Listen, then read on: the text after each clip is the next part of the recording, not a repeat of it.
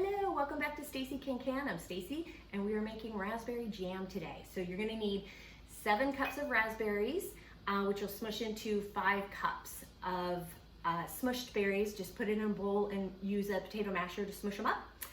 You're going to need your pectin, which is 1.75 ounces or 49 grams, whatever measurement you use. Put it in with your pre-measured sugar, which this recipe calls for 4 cups of sugar. So I've taken out 1/4 of a cup of the pre-measured, put it in this bowl and mixed in the pectin so it doesn't clump when you pour the pectin into the pot of jam when you're stirring it up and heating it up. You're also going to need your lids, rings, and jars. This will make probably about 4 pints, we'll see.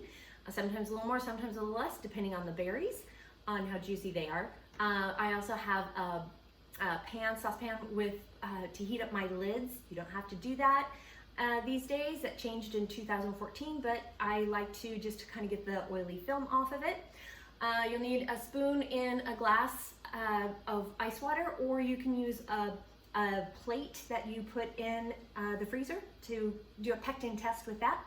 You're going to need your funnel for tools, spatula, your ladle, lid lifter, jar lifter, and your Headspace tool as well, plus your water bath canner. So look forward to canning with you today.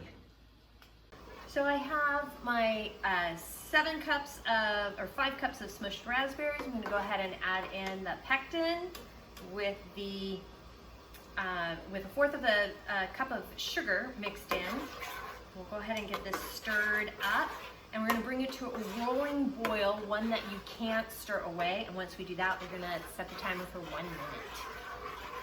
You'll notice when you're heating up the jam that there's a layer of foam that comes at the top. So to get rid of that, you can add a teaspoon of butter at this point. I don't.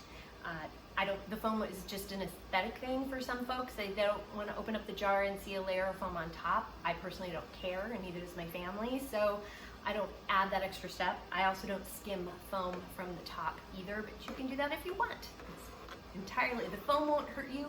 Stir it up in the jar and you're good to go. Okay, now we have a rolling boil that I cannot stir away, so I'm going to go ahead and add the sugar. Woo. And yes, 4 cups is a lot of sugar. However, it is less sugar than what you would buy in a store. So just keep that in mind. You get to control the sugar, because I am using a low sugar, no sugar pectin. But I am following this particular recipe because I do like some sweetness with the jam.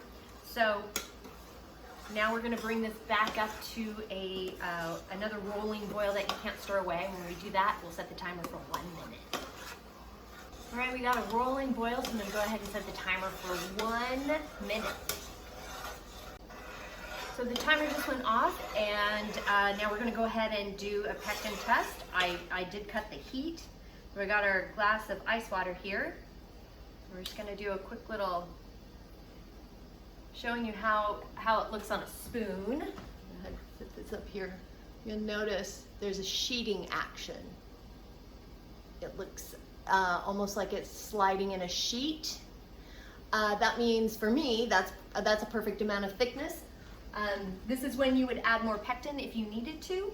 I don't think we need to, so we're going to go ahead and get started on filling the jars.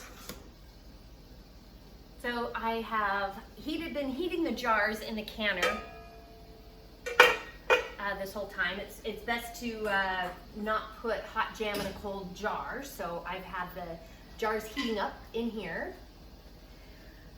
And we'll go ahead and take one out at a time and get it filled. Got our funnel. And start pouring in here. We're giving it a 1/4 of an inch of Headspace. I have my Headspace tool here. We're going to go ahead and do a quick test. It needs just a little bit more. There we go. I also know, just because I've been doing it for a while, you get to be pretty good at eyeballing how thick it needs to be, or how full. Did get a little bit on around the edge here, so I will wipe that off a little bit with my paper towel. Use your lid lifter, grab your lids, grab a ring and a towel to hang on to it with. These jars are hot. And just do a good hand tightening. Set it in your canner and repeat. And the color is spectacular. Okay, so the canner is full. We're gonna go ahead and lower the jars into the canner. I'm gonna use my Headspace tool with a little bit of jam on it and check to see how much water. We do have a, let's see, do we have an inch? We have about an inch. I'm gonna give a little more water. We wanna make sure we have a full inch of water over the top of the jars. So I always have a tea kettle, a kettle of some sort of boiling water simmering there, and now it's a full inch that we can add. I like to add hot water to it. So we'll go ahead and add, we added that, cover it, and get it up to boiling. And once we get to a rolling boil, we'll start the timer for 10 minutes, as that's how long these jars need to process to make jam. We got the pot is boiling, you notice there. So we're gonna go ahead and set the timer for 10 minutes to process these jars. Okay, so the timer has gone off. We're gonna go ahead and open the lid. Make sure to open the lid away from your face. Check out all that steam. You'll get a facial you do not want.